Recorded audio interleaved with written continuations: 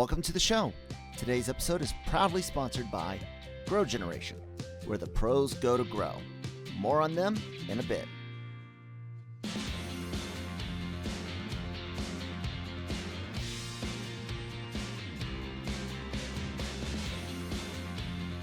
Welcome, everybody, to the Anime-Versal Reviews podcast. I actually think I say that during my pre-recorded intro that also introduces our awesome sponsors over at growgeneration.com. This is I guess you would say penultimate episode of our review of the Stone Wars, Dr. Stone, the Stone Wars.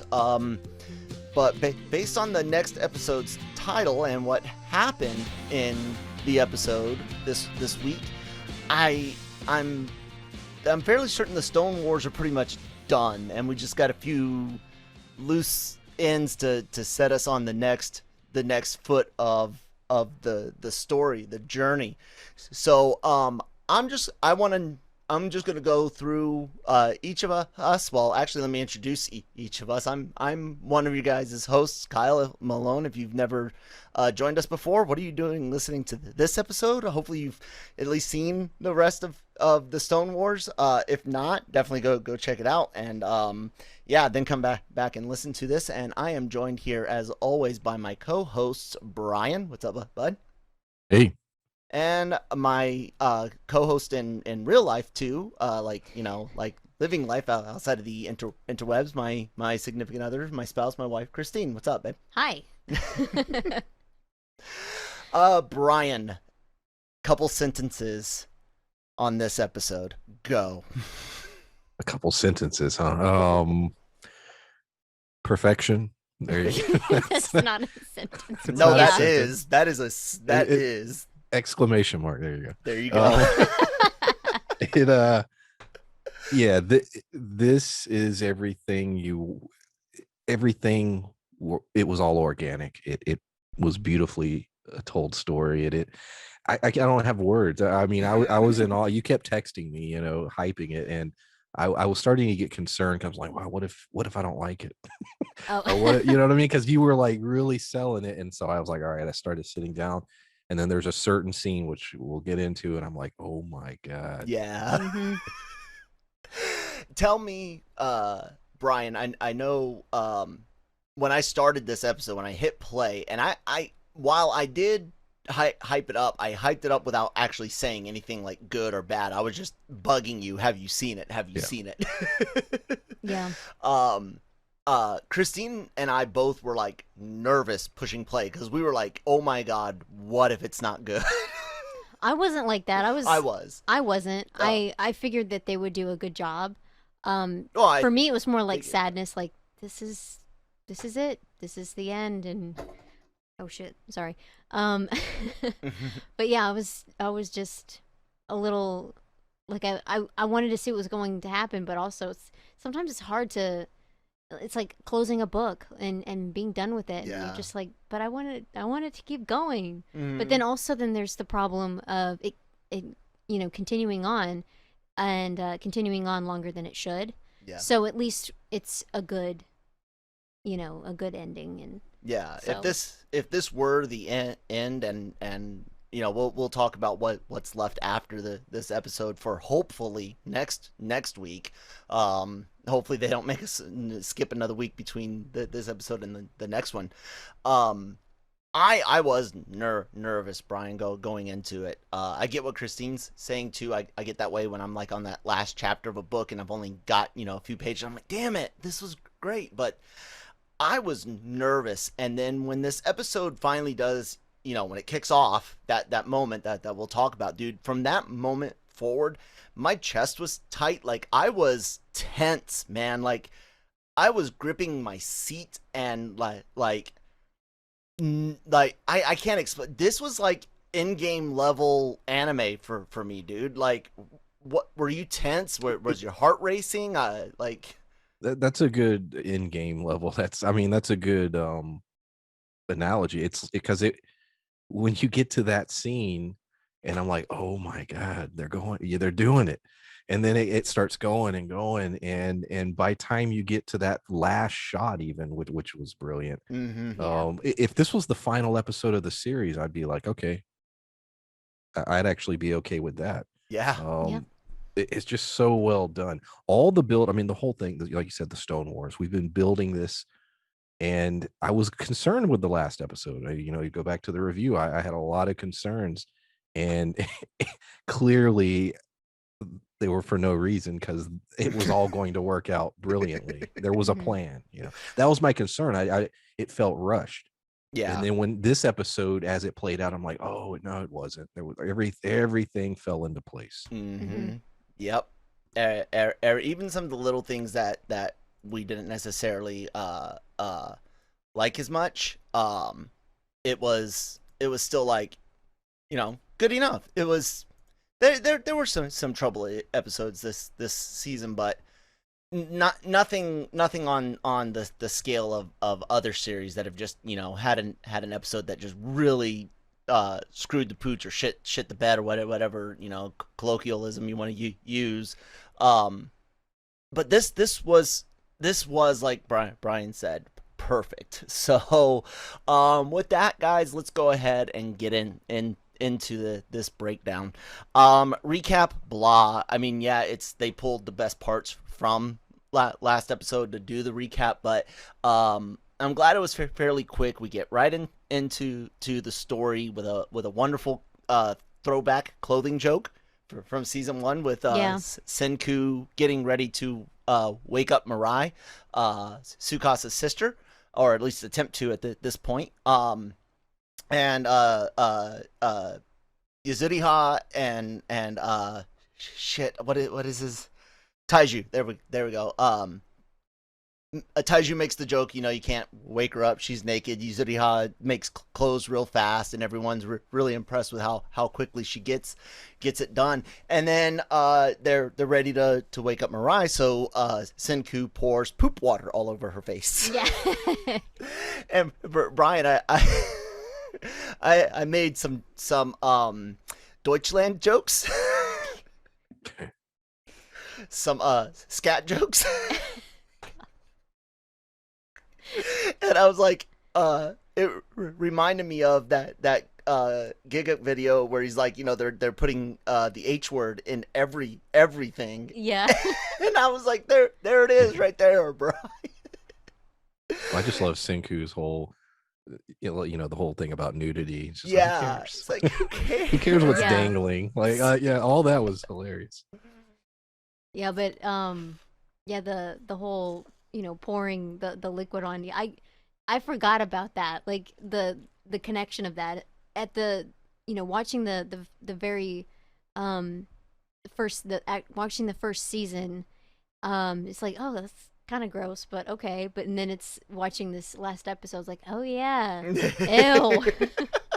There needs to be a line. Why does everyone from the old world smell like bat shit? How bad would that suck if that was like an after effect, like Oh, permanently smell like bat shit? Oh. Oh my god. So as Mirai's coming out of the stone, they kind of change it up on us. We've seen people immediately break out of the stone, and there's never been light before. That's not to say that there wasn't light, because like they show us, it's like at the rock breaking point in past episodes, but here there's a bright light, and we get a nice little reunion between Tsukasa and his sister. What I really like is Senku explaining how the brain kind of goes into stasis, and that the he doesn't know why, but he explains that the miracle fluid basically jumpstarts that brain, so why couldn't it do the same with one that was shut down prior to stoning? Like, that's the whole mentality. Prior to turning into stone. Stoning something is very different. Very, very different. Sorry about that. But yeah, I like the way he explained it and his faith in it. You know, he's like, look, it's logical, it's reasonable. If it did it for for these dormant brains, it's gonna be able to do it for others. And then the other really touching part about this intro is Kohaku, who has had it out for Tsukasa since she saw him, murder Senku. She connects with him over his 6 years of, labor for Mirai and her years of labor for Ruri.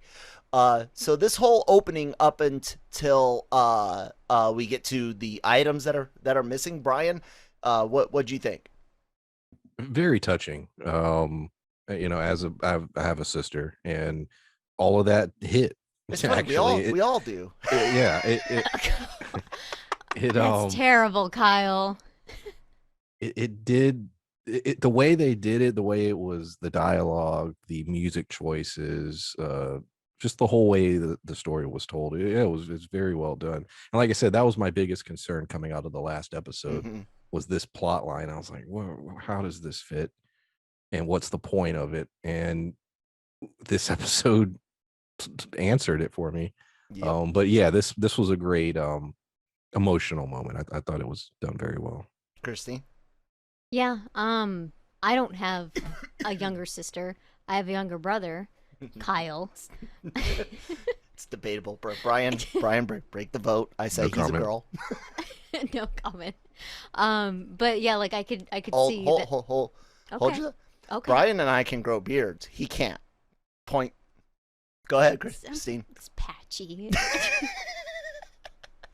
Anyway, so I understand it, but I don't connect with it because, I was never protective of my younger brother. He's just 2 years younger, but, he didn't need protection.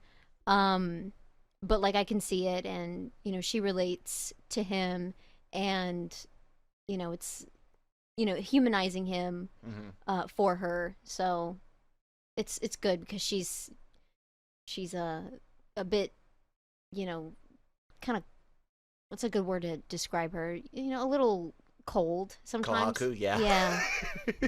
Yeah. She can be. Chrome calls her cold. I think Ginro or Kinro calls her cold too. And but that girl's got a heart full of fire. I loved it. Beautiful. Again, like Brian said, music is great and all. I love. I've been worried about what they would do with Tsukasa and this whole ceasefire thing, and it all plays out great. And having Kohaku have her moment is, to me, it's just another sign of how much care that this arc at least has had for its supporting cast. Yeah. Who would have thought to really go back and look how many times this season we've had to point out, wow, this comes from, the first five episodes, first 6 episodes of season 1, like that's how far back they'll touch back to. And to have Kohaku get a character moment like that in here was just great to me. So we find out that there's some missing dynamite as the camp is packing up and getting ready to head back. They want to go get the people that they left behind, the elders and things like that, back at the village, get back to life. And immediately when Chrome's like, hey, there's dynamite missing, Senku of course is incredibly suspicious. Ginro tries to play it off like, oh, maybe we just use some, and Chrome is like, no, I'm, the what does he call himself, the Master Scavenger, Scavenger King or something like that. Yeah. But we learn that Yo was out one night and was going to try to find Chrome, and instead finds the camp, and he's like, ooh, I'll use this to get back in with Tsukasa. And he stumbles upon Homura, which we've been asking about her since she got captured. Yeah. I do wish they would have let us seen her, heard from her, something in a prior episode to this. But she basically says, hey, go get Hyoga, and when the time is right, free me, because Hyoga's plan and something really, really fucking huge happens. But I gotta know, Brian, because you hate Yos so much. What Yes. did you feel like when you saw him again, and were you okay with his use in this episode? I was. When I saw him, I was like, "Oh no," and I really, really had that thought. And he only was annoying for like a split second. He was used well in this episode. Very minimal. Yep. It was actually the proper use of the character. So no, I thought it was done well. Yeah.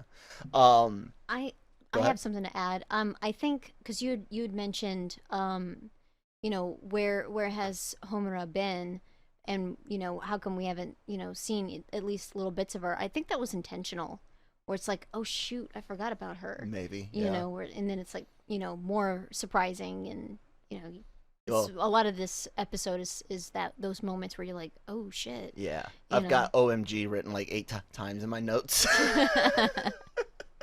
I can get that. But they failed miserably at keeping Kyle from remembering, because I've been asking almost every episode, "Where's Homer at?"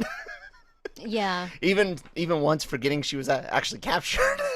Yeah, I thought that's she'd true. like gotten away earlier or something. I was like, wait, no, they still have her. It's kind of like a forgetting and remembering. Like Yeah. it goes back and forth. Yep. For me at least. Yeah. When she says Hyoga's plan is, I knew as soon. I looked at Christine. I said, "Oh my God, the cave!" And boom, Yep. dude, they blew up the cave, the miracle cave. Oh my God. It's crazy what happens.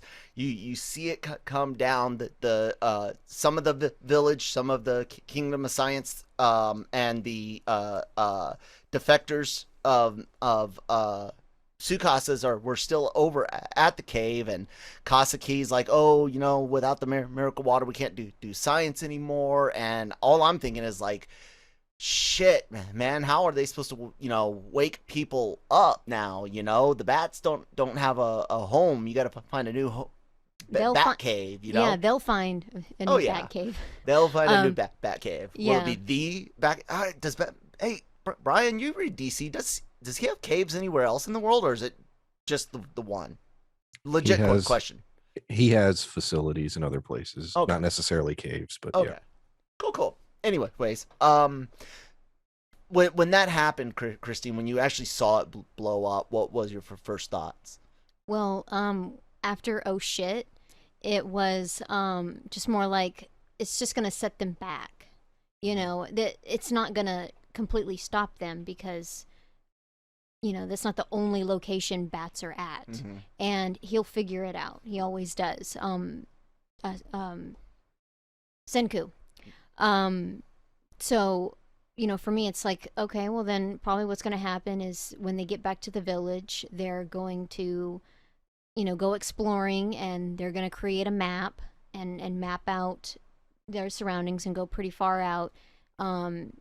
So for me, it was just more like, yeah, that sucks, but it's, it's not the end of the world. I was pretty shocked by it, Brian. What'd you think? Well, there was so much happening really quickly. So you also had, Hyogo was like, hey, talking to Tsukasa's sister. It's like, Yep, hey, telling her, let's come go with to the me. river. Then we have the explosions. We have the shots with Yo. So at this point, I'm like, oh my God, like this huge elaborate thing is going on, and Senku is not in control. And that's where I was like, oh man, I got really excited, because I'm like, oh shit, none of this was planned for. What's going to happen? Anything can happen at this point. And I really thought something, when he asked her to go to the river or whatever, I was like, I just knew something horrible was connected with that. I didn't quite, wasn't sure where they were going with it, but I was like, oh, there's something to this. Did either of you guys think for a moment that this was part of Sukasa's plan? For I me, didn't. no. No. Okay, yeah, none of us did. Okay, cool. So, yeah, when the cave blows up, Senku and what's the archer's name again? Ukiyo. Ukio. Thank you. They are, talking about what could be going on, what's the motivation, and like Christine says, Senku doesn't freak out too bad. Most likely, like she said, he's probably already been thinking of where else can bats be at, but the Stone Wars were a priority, and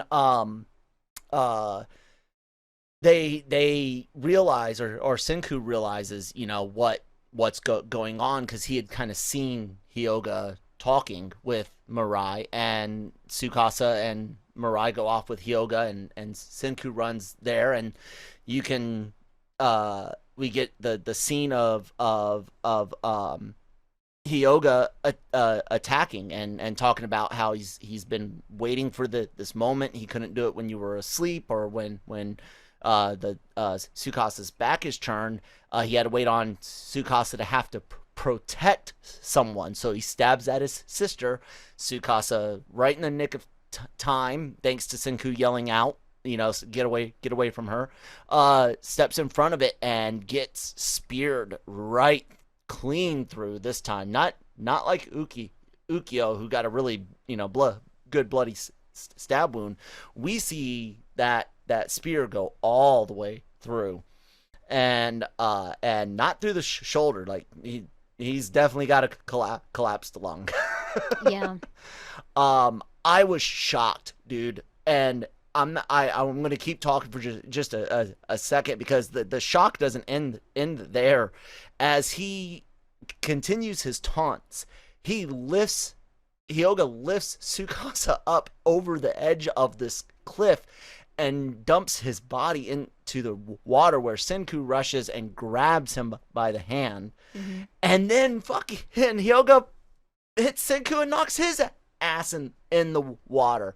And I'm sitting here watching this, and like I said, this is that moment that we were talking about, where everything fucking changes, and where I'm just white knuckled, clenched jaw for the rest of this episode.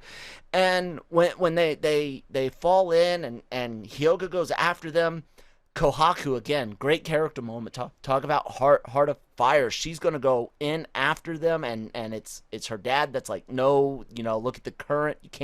You won't find them in that water. Mm-hmm. And dude, I honestly, I thought Senku was gonna be left alone with this guy, and I did not expect this to go down the path that it does go to. But Christine, seeing Tsukasa get stabbed and dumped in the water and all that, what were your thoughts and reaction? Kind of weird.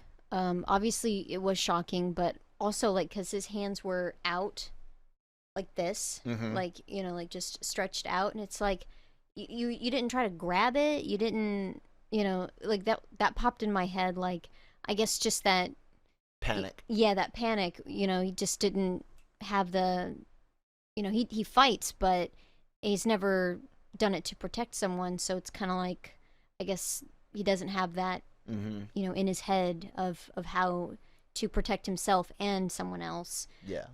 So I was, That's a good point, Christian. yeah, Very good. I kind of, tilted my head a little, like, huh, why did you do it that way? But then it was like, maybe he's not wired that way. He's just been fighting, and he hasn't been protecting.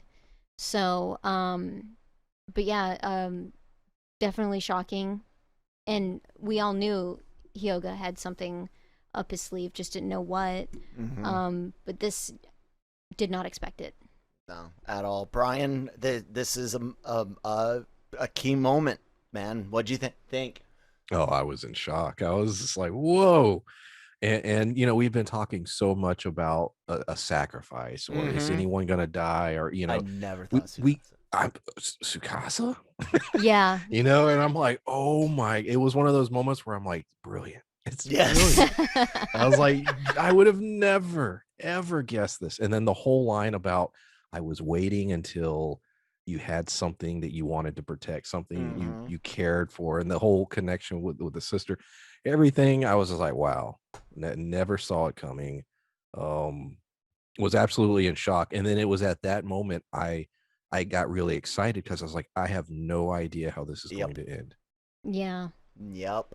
I can completely agree. And with that, you guys don't know where this is going to end because we have to take a word from our sponsors over at Grow Generation. Take it away, ad reader. Grow Generation, where the pros go to grow. For all of your cultivation needs, Grow Generation has the right products, service and staff to make your grow successful. Go to www.growgeneration.com, where the pros go to grow. All right, thank you guys so much for sponsoring the show. Please, if you are growing things, need lights and fertilizers, chemicals and pots, plant, what's the word I'm looking for? Basins, or where you put the soil and stuff and plant the things. What is it? A planter. There you go. Things like that. Go to growgeneration.com. It's where the pros go to grow. I'm obviously not a pro. No, you'll get there. I'll get there. We have legal growing starting in July. Yeah, yay. Yeah. Anyways, dude, they go in the water, and the next thing we get after Kohaku's bit, which again I did love that, Brian. I wanted to ask you again. This is the last time we'll see anybody but these three gentlemen, Hyoga, Tsukasa, and Senku. Seeing that as potentially maybe the last time you see her for a bit, were you were cool with that too? Yeah. Cool.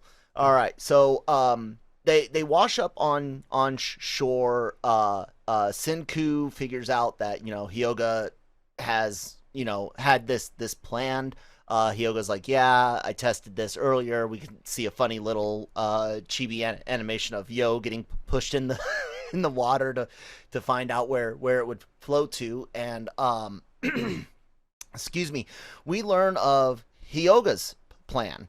There is a funny joke here about marriage, where Hyoga's like, "Oh, I wanted to ask you something, Senku." He's like, "What? What are we in high school? You have to get me alone." And he's like, "I don't have any interest in you because I'm married." No, wait, I'm divorced. Yeah, but I'm still not interested. And I love that joke. But we get to hear Hyoga's ideology. Now, it was Yukio and that had told Senku and Gin that the split between Tsukasa and Hyoga's there, and that they think differently, and we didn't know how, and we learn how. Basically, Hyoga's an elitist piece of shit. Yeah. While Tsukasa was doing things still wrong, his reasoning was better. We need strong people, we need smart people. He was willing to wake up what was needed, but he wanted people that would be easily controlled and meet specific needs, but it wouldn't be based on anything other than what can you provide at the least amount of risk to society. While Hyoga's like, no, because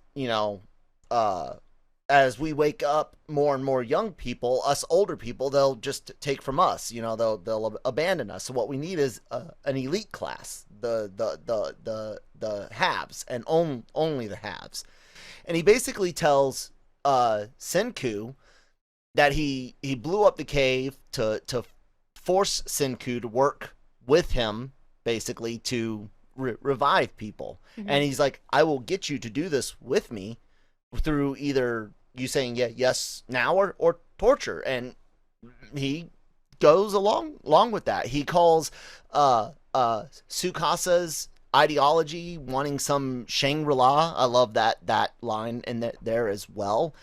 And when he goes mad, dude, the animation is so cool. I love the manga lines going through it, and using a lot of still frame but really intense facial expressions. Brian, Hyoga's explanation of Hyoga, man. What did you think? How did you take that in? Loved it. Like you said, the animation, the close-ups of his face, the crazy eyes. The matter of fact, correct me if I'm wrong, I don't know if they've ever, the way that whole sequence was done, I don't think the show's I don't done think that so. before. Nope.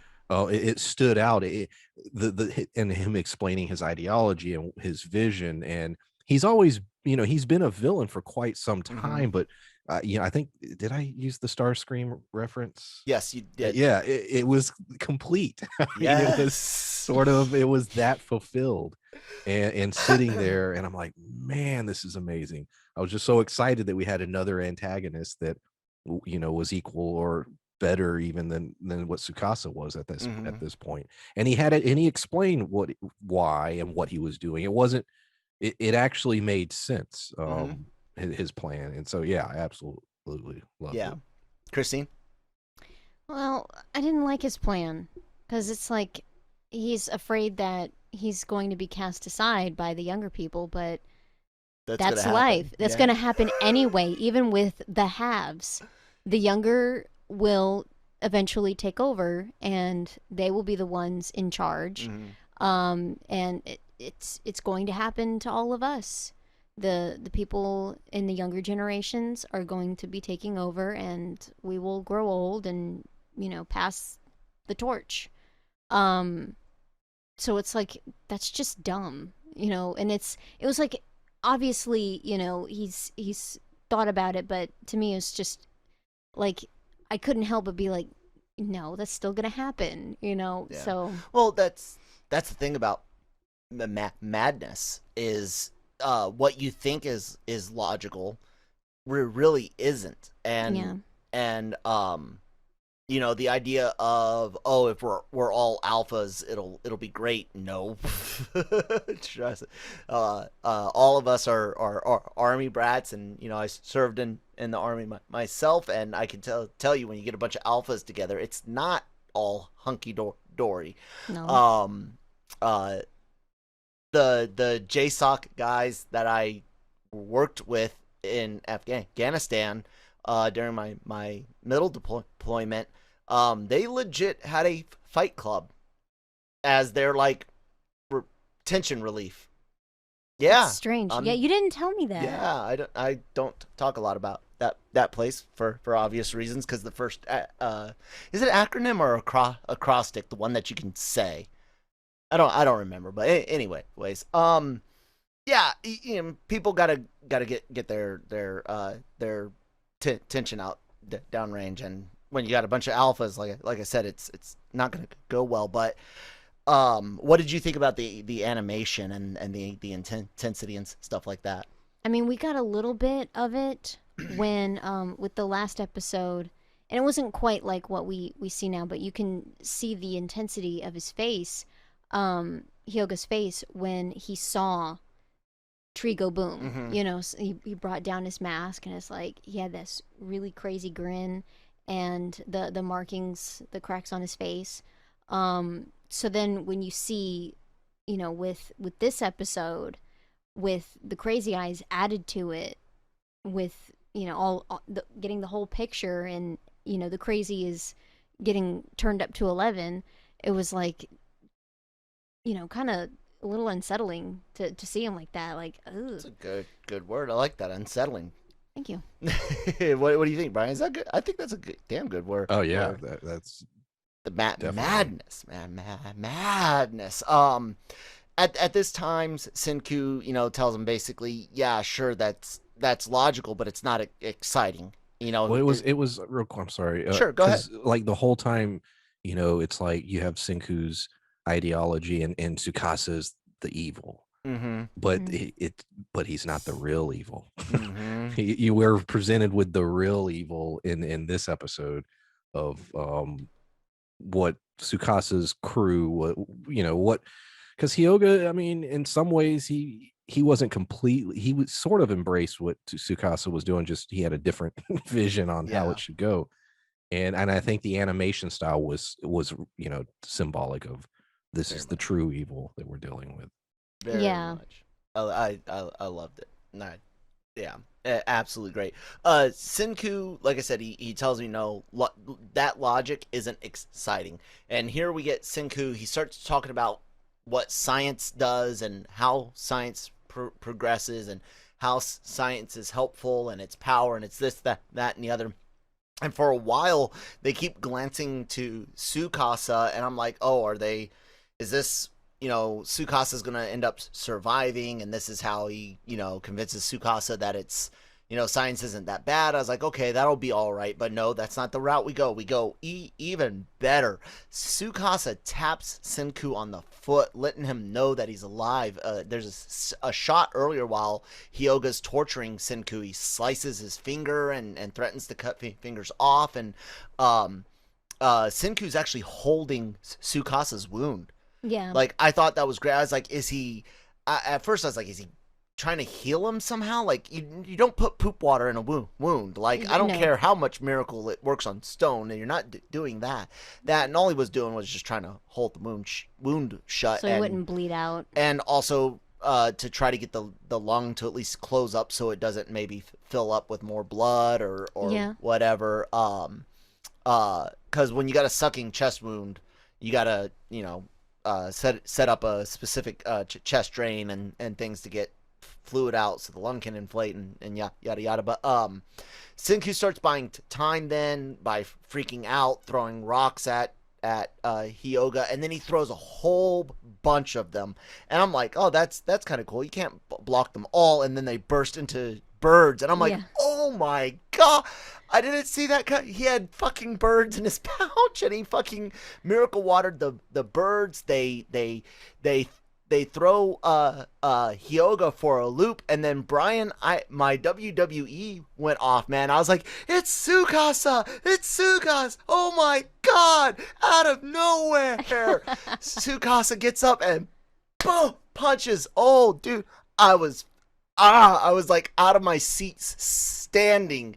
This was so freaking beautifully done and exciting. We're gonna stop during this fight a bunch to talk about little moments like this. But Brian, when you see the birds go off and Tsukasa gets up and punches Hyoga, man, dude, tell me that didn't just give you a raging boner. Oh, yeah. Because like you said, I'm a wrestling fan, and this was that kind of feeling. I was like, yes, F him up, fuck him up.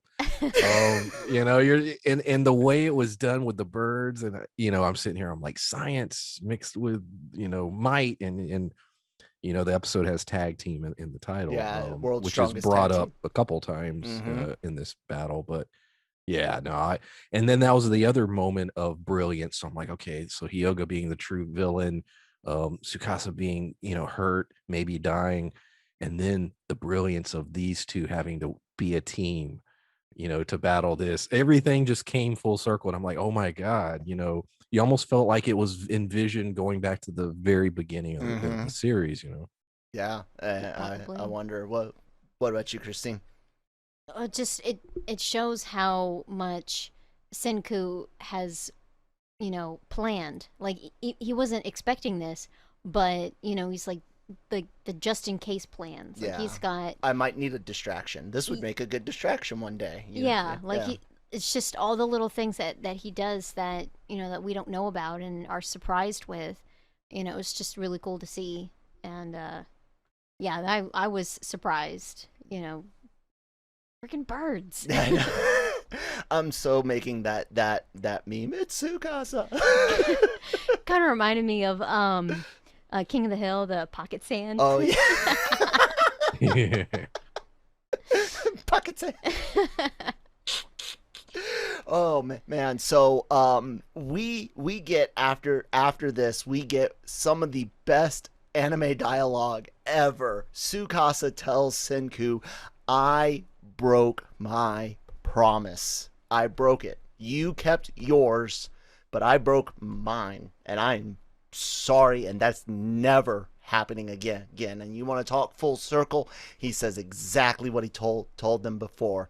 From now on, so long as we're together, no harm will come to you, because I will do the fighting, and this time I'm going to keep my promise. And god damn, that ending, that second intro music from season 1 kicks in, dude, and I was just I was pumped. They agreed to be a tag team, and dude, it's shonen style at its fucking best. Brian, what was that like? Yeah, like you said, the music cue, the whole thing. But that line of dialogue, going back to the whole, oh my god, this was all set up from the beginning. There's nothing more amazing in any kind of entertainment when you go through a long series and you're like, it was all planned out. Wow, how amazing! What a crazy idea! They actually there was a vision, and they're achieving that vision. And tell us how you feel about JJ, Brian. Dude, oh my god. Yeah. Christine. Yeah, I thought it was great. Yeah, I've got nothing to add. Can't Y'all are add. right.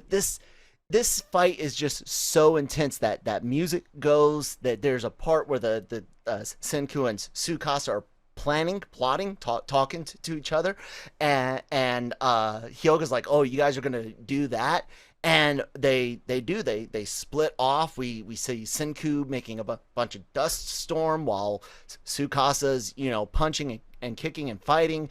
There's a little bit of dialogue between the two about what needs to happen, and some things about the past and stuff, and it's just all so wonderful with that music in the background. Hyoga sees Senku doing something. All of a sudden we see Senku just light the ground on fire. We could see him pouring the gunpowder. We think he's got Hyoga. He's been encircled by flame. Hyoga rips off his tunic or cloak or shirt or whatever the fuck you want to call it, and uses it to smother the flames with the spear, and it shocks Senku and Tsukasa because, dude, they can't really. The dude's fucking not just a beast, but he's fucking ripped, and he took care of fire on his own. Look at my abs. Yes. What does Morty call them? Cum gutters. Oh yeah. Oh god. Oh god. Rick and Morty is awesome. But anyways. The H word, people. I'm telling you, it's everywhere. They're shocked with it, and like how fast he reacted. Yeah, was, exactly. And then he attacks Senku, and Senku's like, "Oh crap! Here he comes!" And there's nothing that I can do. And he gets hit in the chest, and we know that there's no blood. We hear it like clink, and I thought the plastic armor, that's what I thought he had underneath him. And he gets thrown back, and then we get a conversation between Tsukasa and Hyoga, and it's taunting basically, and Tsukasa, oh dude, and one of the most uncomfortable moments I've ever had in anime, and I've watched Goblin Slayer all the way through, and even this where that spear starts piercing Tsukasa's throat. I was so uncomfortable, my man. I was like, oh god, like I'm not. I hope this doesn't come out wrong or people think wrong of me, but like, yeah, Goblin Slayer, what happens in there, is fucked up, but I don't know. I could like feel my own throat being poked at, and that soft spot. I've been hitting the soft spot of the throat. It sucks. That was so uncomfortable. Brian, you said it made you uncomfortable too? Oh yeah. Yeah. Did it bug you, Christine? Well, yeah. Oh, okay. Obviously, it's like, oh my god. And then he's gonna, he's already got like an injury to his lung, and now he's gonna like what? Drown in his own blood or something. Yeah. So it was just kind of like, oh god, it's so close. Just no. Yeah. There is one line that I forgot to mention back, and that's before Senku does get stabbed. He says, "Hey, stop! I'll use science to kill you with just one finger." And Hyoga's like, "Yeah, whatever, bullshit. You can't do that." And that's when he hits him. But Tsukasa holds on to that thing as best as he can. And guys, the pacing of this episode is so fast. Like, I didn't even realize that 22 and a half minutes had gone by when the episode does end. But we do learn through this conversation and through this fight that the wound is fatal. It is punctured his lung. It's gone through his lung. Yeah. He's labored breath and all of that. Senku's really, really badly beat up, but he crawls over to him. Mhm. And Hyoga notices that Senku's got something on his finger and a bandage. He's like, oh, it's the finger that I cut. And Senku starts describing some things and opens up his chest to reveal a plate of batteries. Yeah. Senku has just invented the stun gun, only he's using a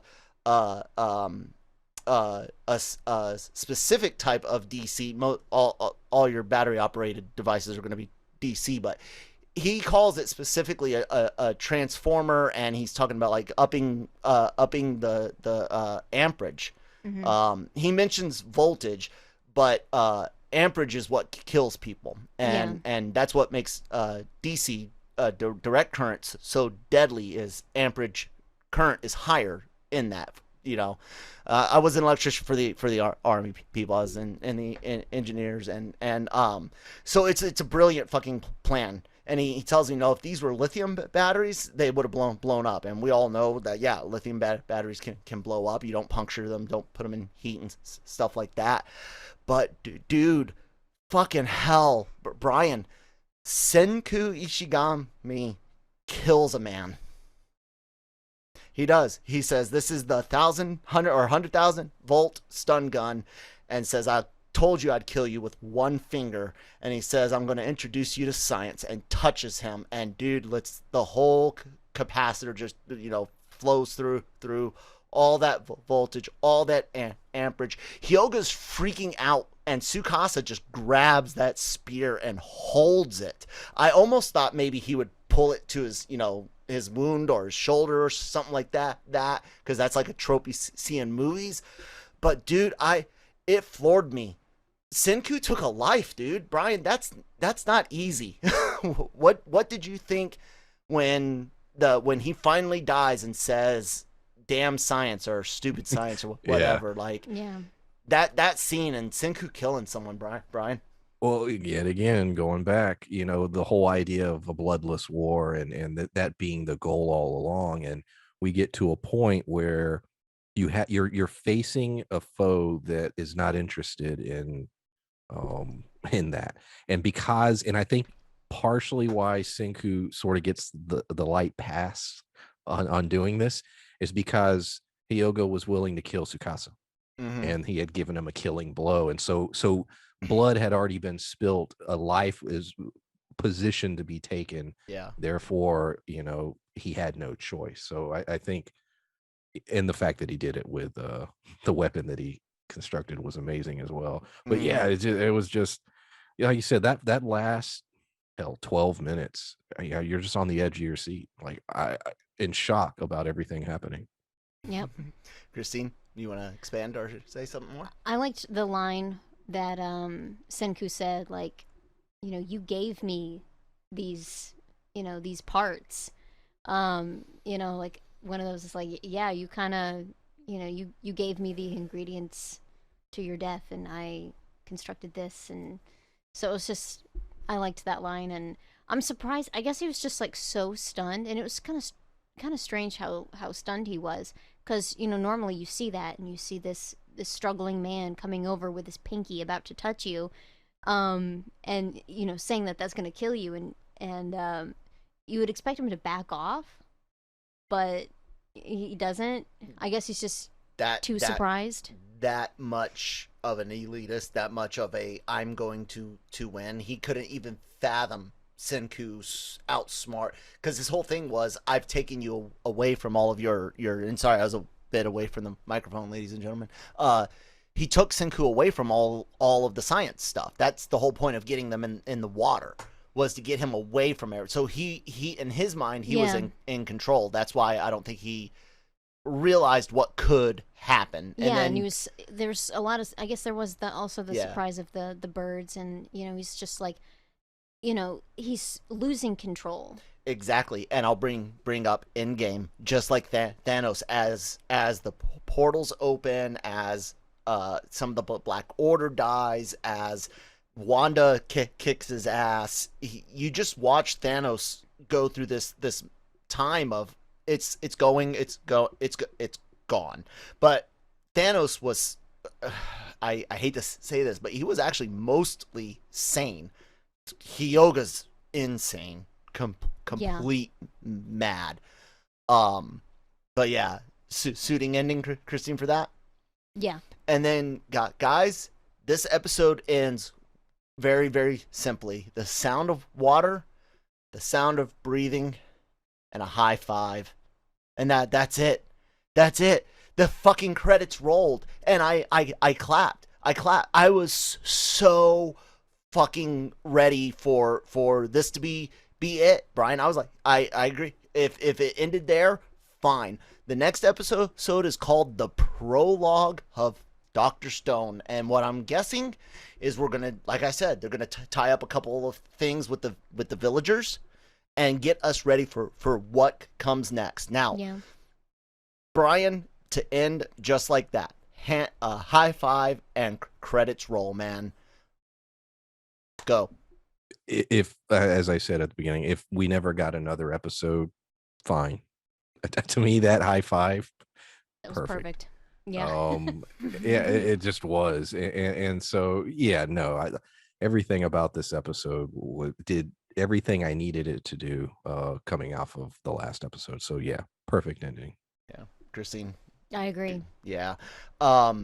Before we get to our grades, which I'm sure I already wrote down correctly, the idea of a prologue episode, Brian. Let's talk about that. I actually we've seen this in animes before.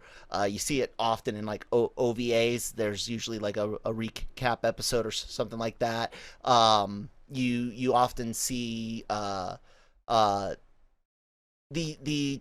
prologue type thing happen in novels, of course, and whatnot. But with this story, are you concerned in any way about what might happen if they Deus Ex Machina us something to save Tsukasa? Would it ruin it for you?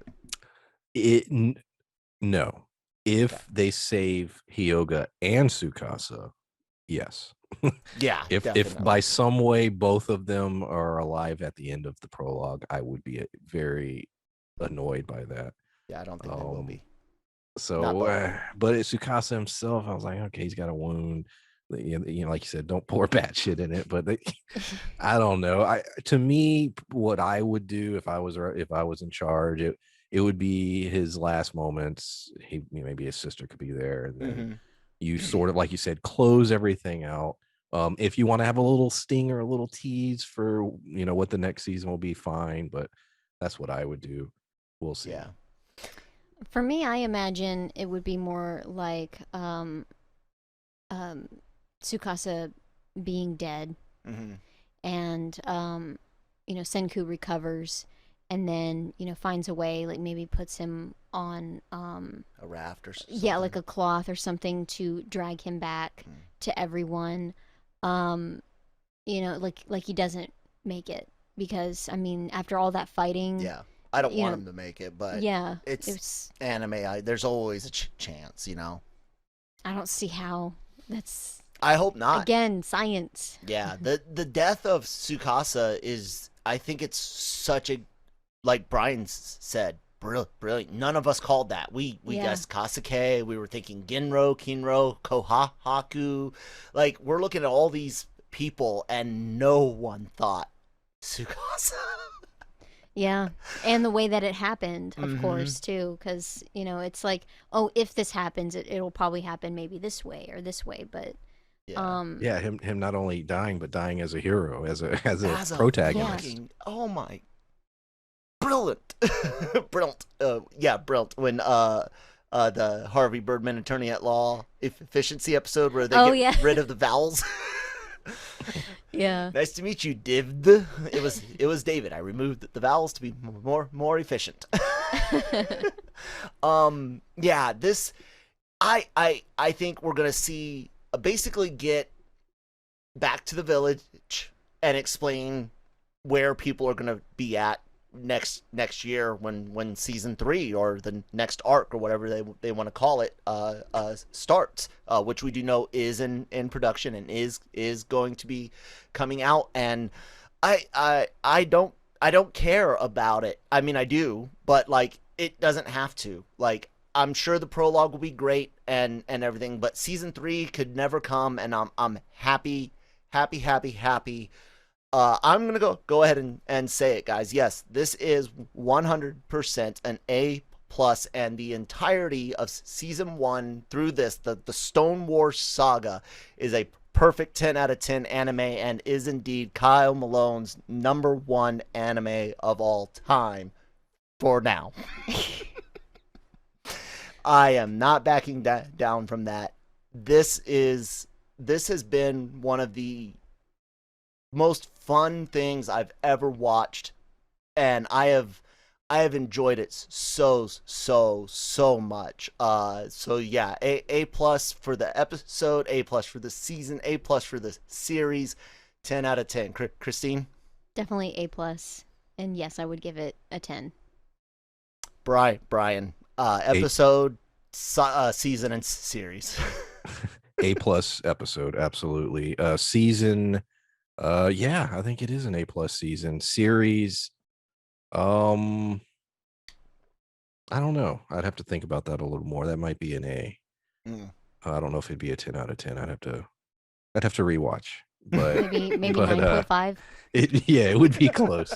No, it in all reality, as far as the first episode of season 1 all the way to this episode, this is about as good as it gets.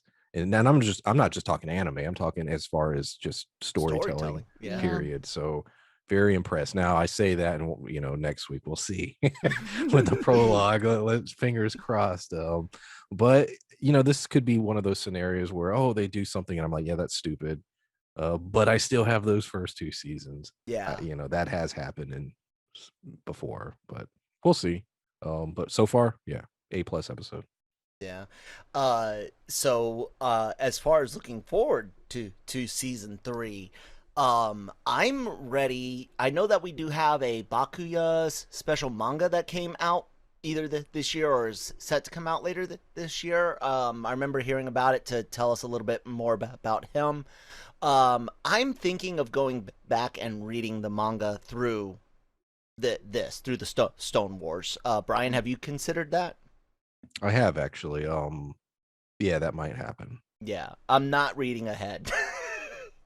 See, that's where I'm torn. I don't. It will because when I don't know. Because right now you don't have it. They depending on what happens. Yeah, I don't know how far. Yeah, I'm not. Yeah, depending on what happens in the prologue, you might not have a reason to not read ahead. You might not have that feeling of like at the end of season 1, you're like, no, I have to watch it. I don't want to read it. I want to experience it in fluid motion. Yeah. And but it's like the MCU, like all of us right now are like, can you make us care like you did about the Infinity Saga? Looking at, Black Widow and the Eternals, I'm not feeling it yet, but that doesn't mean that it won't be. So yeah, I'm down with that. What about you, Christine? Would you consider reading the manga for what we've seen to catch differences? When's the last time you've seen me read? I don't have time to read. Honestly, I wouldn't. Nah. Okay.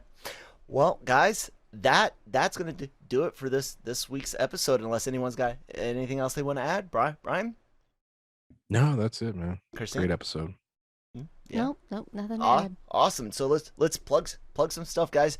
Please check out LRMonline.com every day for all of your entertainment news, needs, and opinions. Please check out our YouTube channel, subscribe to it, and also LRM's opening up an exclusive clips channel. So yeah, check out link below because I can't remember it off the top of my head. But that's where all of we've been getting a lot of really great exclusive interviews, as you guys know, are available on the YouTube channel. But we've also been getting a lot of exclusive clips and trailers and things like that. And we want to place just for you guys to be able to go watch that free of ads, free of, well, we're not monetizing. Well, that was a big pop. We're not monetizing it, but yeah, Google and YouTube now can put ads on videos that aren't monetized. It's ridiculous that they can make money off of things that they won't let other people make money off of. But anywho, yeah, subscribe to that stuff. It's great, helps us out. And wherever you get podcasts from, we're there for free. Spotify, Google, Apple, all that wonderful stuff. The Genreverse podcast network by LRM Online. Great shows like Anime-Versal reviews, the Daily Cover Genre, our daily show covering everything in entertainment, Breaking Geek Radio, Marvel Multiverse Mondays. A lot of really, really great stuff up there. Christine writes for the website now. How's that going for you, Christine? I've been enjoying it. What did you write about this week? I wrote about let's see here. I wrote about Walmart and the PS5 Yeah, I read scalpers. that piece. Yeah. Them and assholes. yes. I agree with you 100%. And yeah, I did want to say on here, yeah, because I was like, I probably shouldn't, reply to a comment, but I did want to say that, I don't have a problem with sites like eBay. It was the fact that Walmart was doing it. Yeah. That I don't think that they should do third-party sales like that. And, that was like the problem that I had. And then what else did I write about? What did I write about today? You've written like some Portal pieces and yes. Oh my god, I wrote like 2, and then there was a third one that I could have wrote like, for Valve, and I'm like, no, I'm not touching it. I'm not doing another Valve piece this week. Yeah, so cool. It's been fun. I actually have a Ghostbusters piece out. I haven't written in a while, been doing the multimedia thing, but I wrote a vicious love letter to the real Ghostbusters, which you guys can go check out. It's a lot of fun. I do love the real Ghostbusters, but it did indeed, in a way, ruin Ghostbusters. And you'll have to read it to figure out why I say that. And it is with love. It's not me hating on it. It's a lot of fun. I hope you guys check it out. Brian, your turn. Talk, buddy. What do you got going on? Yeah, you can find me on YouTube. The channel's PulpMythos, and be doing the Mayor of Easttown season 1 finale review. And yeah, check it out. Outstanding, guys. Well, we will be back hopefully next week with the prologue of Dr. Stone, and after that we've got plans for Fooly Cooley or FLCL, and from there we don't know, but Christine and I are going to be starting the Anime-Versal reviews midnight. What is it? Midnight Run, or what was the Toonami one? Midnight Run, right, Brian? Midnight, yes, the Midnight Run. That's what we're running with. We are totally not stealing from Toonami. So yeah, check that out. We're gonna be talking some spicy stuff. Not the H word, okay? We're not that spicy yet. But yeah, definitely check out the Midnight Run for some more mature content. I don't think I'll ever want to get that spicy. Well, you're not the only one in this. Brian might want to get that spicy. Anyway, guys, thank you so much for listening, and we will talk to you next time.